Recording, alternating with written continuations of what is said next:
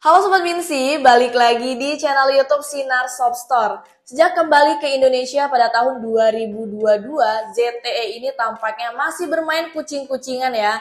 Produk yang mereka keluarkan juga terbatas dan rilisnya pun dilakukan secara diam-diam tanpa banyak sorotan. Pokoknya tiba-tiba ada aja. Hal yang sama seperti ZTE Blade V50 ini. Meskipun begitu, dengan bandrol harga 1 jutaan aja, handphone ini saya rasa punya value yang menarik ya. Gak usah nunggu lama-lama lagi, langsung aja kita review. Let's go!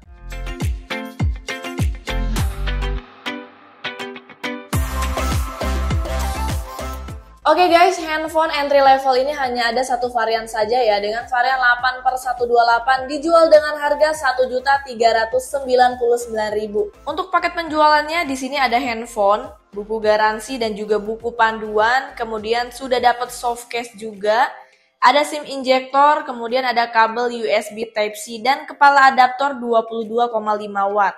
Bagian depan ZTE Blade V50 ini desainnya mungkin terlihat kurang kekinian ya, dengan bezel bawah yang agak tebal dan model kamera depannya ini yang masih water drop. Namun secara keseluruhan desain handphone ini masih cukup menarik, terutama dengan modul kamera belakang yang mirip dengan iPhone. ZTE Blade V50 ini memiliki desain tepi penutup belakang dan frame yang rata atau flat. Justru desain flat ini malah banyak disukai oleh banyak orang ya, karena memberikan kesan yang lebih serius dan juga elegan pada ponsel. Material ZTE Blade V50 ini desainnya terbuat dari bahan polikarbonat yang terlihat seperti kaca dan bersifat reflektif, sehingga dapat memantulkan cahaya. Pada bagian kameranya, efek pelanginya ini akan muncul ketika terkena cahaya, menambah daya tarik untuk visualnya. Meskipun enak digenggam dan tidak licin, tapi bahannya ini mudah meninggalkan sidik jari. Dengan berat 178 gram dan dimensi panjang 161,9 mm, lebarnya 72,8 mm, serta ketebalannya 8 mm. Ponsel ini jadi nyaman ya meski digunakan dengan satu tangan. Di sisi kanan terdapat tombol power dan juga tombol volume, untuk bagian atasnya kosong. Sementara di sisi kiri memiliki slot SIM yang sudah mendukung triple slot. Di bagian bawah terdapat lubang jack audio, kemudian ada mikrofon, lubang charger, dan speaker. ZTE Blade V50 ini memiliki layar IPS LCD dengan ukuran 6,6 inch yang lebar. Meskipun tampilan warna dari layar ini berpanel IPS LCD mungkin tidak sekeren panel keluarga OLED, terutama dalam hal kontrasnya. Layar handphone ini tetap mampu menyajikan visual yang cukup baik ya tentunya. Layar handphone ini masih menyimpan dua hal menarik lagi. Pertama, resolusinya Full HD Plus 1080x2408 pixel yang memberikan tampilan dengan detail yang tinggi. Yang kedua, sudah ada dukungan refresh rate 60Hz yang juga bisa diatur sampai 90Hz. Dapur pacu ZTE Blade V50 desainnya cukup meyakinkan untuk sebuah handphone dengan harga 1 jutaan. SoC yang dipakainya adalah Unisoc Tiger T606 dan juga didukung oleh RAM 8GB dan memori internal 128GB. Selain itu, terdapat juga fitur penambah RAM virtual hingga 8GB tambahannya. Meskipun fitur ini mungkin tidak perlu diaktifkan ya, karena mengingat RAM bawaan handphone ini sudah besar. Dengan skor Antutu sebesar 221.088, handphone ini menawarkan performa yang solid untuk kelasnya.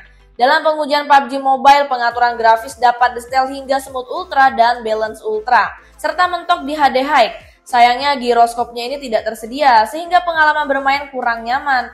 Namun untuk harga segini grafisnya ini udah cukup baik ya, dan suhu perangkatnya juga tetap normal. Untuk Mobile Legends, pengaturan frame rate-nya ini bisa mencapai super dengan grafis di Ultra.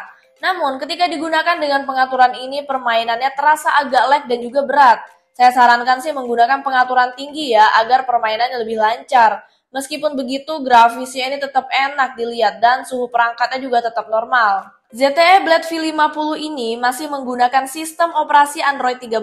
Perangkat ini mendukung multi-touch hingga 10 sentuhan ya, yang memudahkan navigasi dan juga penggunaan aplikasi tentunya. Tombol power pada ZTE Blade V50 ini juga berfungsi sebagai sensor sidik jari yang responsif dan juga cepat. Selain itu, terdapat juga fitur mode baca yang memungkinkan pengguna untuk memilih aplikasi mana saja nih yang akan menggunakan mode ini. Hal ini tentunya memudahkan untuk melihat dan juga membaca pada telepon. Layar handphone ini juga dilengkapi dengan fitur cahaya malam yang memudahkan melihat layar atau membaca dalam kondisi cahaya yang redup. Namun perlu dicatat ya bahwa ZTE Blade V50 ini tidak dilengkapi dengan fitur NFC dan juga tidak memiliki sertifikasi IP rating untuk ketahanan terhadap air dan juga debu. Meskipun ZTE Blade V50 ini masih menggunakan speaker mono, tetapi untuk kualitas suaranya tetap memuaskan. Suaranya juga tidak terlalu cempreng dan memiliki bass yang cukup, meskipun tidak begitu kencang ya ketika volumenya ini dinaikkan hingga maksimum. Meskipun begitu, pengalaman audio yang dihasilkan tetap menyenangkan dan cocok ya untuk penggunaan sehari-hari.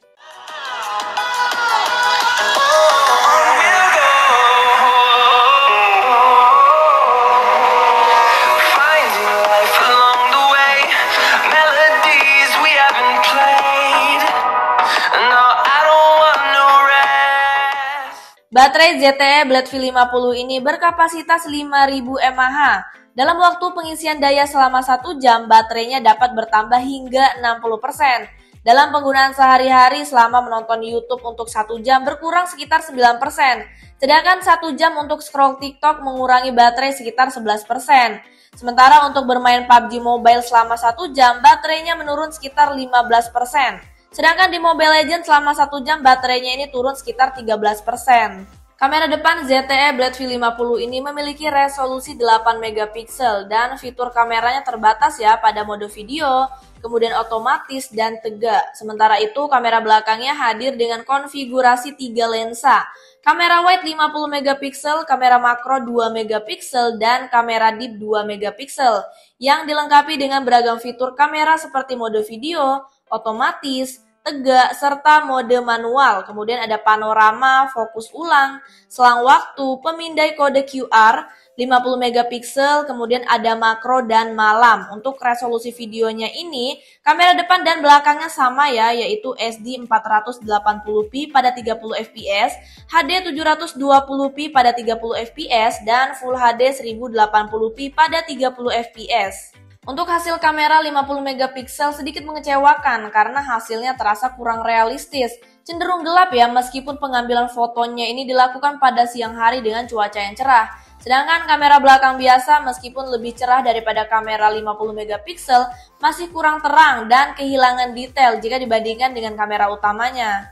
Mode potret belakang terlalu berlebihan nih dalam efek blurnya, menghasilkan foto yang cenderung memerah dan detailnya juga kurang memuaskan. Di sisi lain, untuk potret depannya ini menampilkan warna yang pekat dan juga jernih dengan efek bokeh yang fokus. Namun pada selfie depan, terkadang bagian belakang objeknya ini terkena cahaya yang terlalu terang. Akibatnya menghasilkan foto dengan detail yang kurang realistis. Pada zoom 10 kali menghasilkan foto yang cenderung buram dengan banyak noise, membuat tulisannya sulit untuk terbaca. Meskipun tulisan besar masih dapat terbaca dengan jelas, kamera malamnya juga menunjukkan keterbatasan dengan hasil foto yang gelap dan juga kurang terang ya dalam kondisi minim cahaya, serta kurang jernih juga terutama ketika di zoom. Untuk video belakang, resolusi yang paling tinggi di 1080p pada 30 fps ya. Nah ini aku pakai resolusi yang paling tinggi dulu. Untuk kontras warnanya sih menurut aku ini kurang terang, kurang pekat juga. Padahal nih aku pengambilannya di siang hari dan cuacanya juga cerah ya guys, tapi ini tetap aja gelap hasilnya. Untuk kualitas zoomnya di sini bisa sampai 10 kali zoom juga, dan itu masih bisa kebaca ya tulisan, cuman dia lebih ngeblur dan ada noise-nya juga. Untuk stabilannya sih ini kurang banget karena emang gak ada fitur ultra stabilnya, jadi dia patah ya guys. Selanjutnya ini aku pakai resolusi HD 720p pada 30 fps. Di sini untuk kualitasnya dia beda banget dari segi detailnya ya kalau dibandingkan dengan yang 1080p tadi. Karena ini dia kurang jernih. Yang 1080p juga sebenarnya kurang jernih, cuman di sini lebih berkurang kualitasnya, dan ini juga terkadang dia tidak fokus ya guys, kadang ngeblur, kadang juga fokus seperti itu. Kualitas zoomnya di sini bisa sampai 10 kali zoom juga. Itu untuk tulisannya masih terbaca, dan dia juga agak ngeblur tapi nggak ngeblur banget ya guys. Stabilannya juga sama, di sini juga patah, sama dengan yang 1080p. Untuk resolusi video depannya juga sama, yang paling tinggi itu di Full HD 1080p pada 30 fps, jadi belum bisa sampai ke 60 fps. Untuk kontras warnanya ini menurut aku kurang real, karena dia sedikit pucat dibandingkan aslinya. Kayak di gedung belakang itu dia warnanya kurang pekat ya guys. Dan kalau untuk efek filter juga ini ada, cuman nggak terlalu berlebihan. Nah kalau dari bawah seperti ini, stabilannya juga kurang ya guys untuk kamera depannya. Resolusi video kamera depan di sini aku pakai yang HD 720p pada 30 fps. Kalau kita bandingkan dengan yang 1080p sih ini untuk detailnya sedikit berkurang. Tapi kalau untuk warnanya sama ya, sama-sama kurang pekat karena di sini juga pucat. Kestabilannya juga sama-sama patah. Kalau dari bawah seperti ini. Kalian bisa bandingkan aja guys. Ini juga ada efek filternya untuk kamera depannya di 720p ini, tapi nggak terlalu berlebihan ya efek filternya. Oke guys, jadi kesimpulannya ZTE Blade V50 ini hadir sebagai pilihan yang menarik dalam kisaran harga 1 jutaan. Meskipun begitu, sebelum kalian membeli, kalian harus memperhatikan beberapa aspek ya. Desainnya ini memang terlihat menarik nih secara keseluruhan.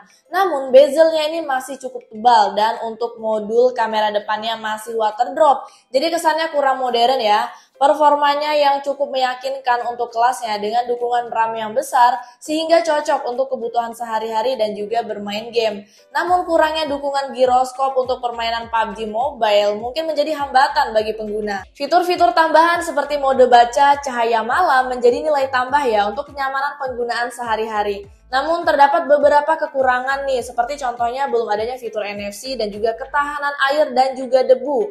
Di sisi kamera, meskipun sudah ada fitur-fitur menarik, namun untuk hasil kamera utama dan kamera belakangnya ini terdapat beberapa kekurangan dalam hal kecerahan dan juga detailnya. Apalagi ketika minim cahaya nih. Namun secara keseluruhan, ZTE Blade V50 ini menjadi pilihan yang layak dipertimbangkan ya.